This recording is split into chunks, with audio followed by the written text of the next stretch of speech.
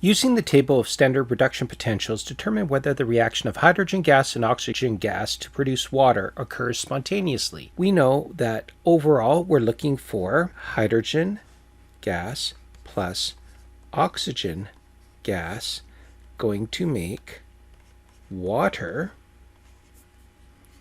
and we want to know if that occurs spontaneously. First thing I'm going to do is look on my table of reduction potentials, and there's a few values that I want to work with. First one is I see oxygen is going to have to reduce, and for this to be spontaneous, it would need to be on top. There is one in here at 1/2 O2 gas plus 2 hydrogen ions plus 2 electrons, giving water, and that occurs at an E0 of plus 1.23 volts. We know the hydrogen reaction is 2 hydrogen ions plus 2 electrons goes to make hydrogen gas, and that has an E0 equal to 0.00 volts. We are starting off with the oxygen and the hydrogen. This is reducing, this is oxidizing. One of the ways to calculate this is to use the formula E0 cell is equal to E0 reduction minus E0 oxidation.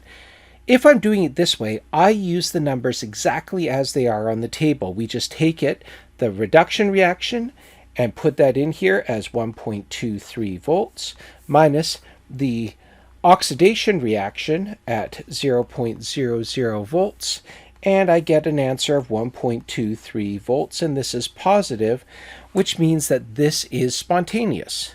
There is another way to do this, and you've seen this in the course as well, where we write the reactions as they really are occurring. So we know that we have the 1/2 O2 plus 2 hydrogen ions plus 2 electrons giving us water, and that has an E0 equal to 1.23 volts, just as it is on the table.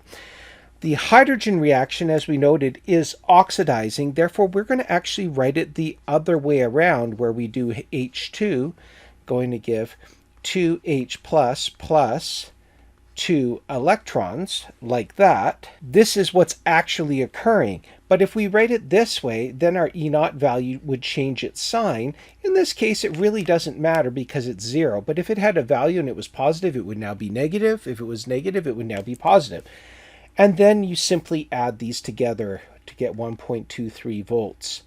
And that's our E0 cell. It gives exactly the same answer. It's whichever method makes most sense to you. I've always really liked the one where I do the E0 is the reduction minus oxidation and using the numbers exactly on the table. And then when I write the balanced equation, just write the oxidation in the proper order. I don't like flipping signs around because sometimes I forget. However, both methods are equally valuable and both methods work just fine.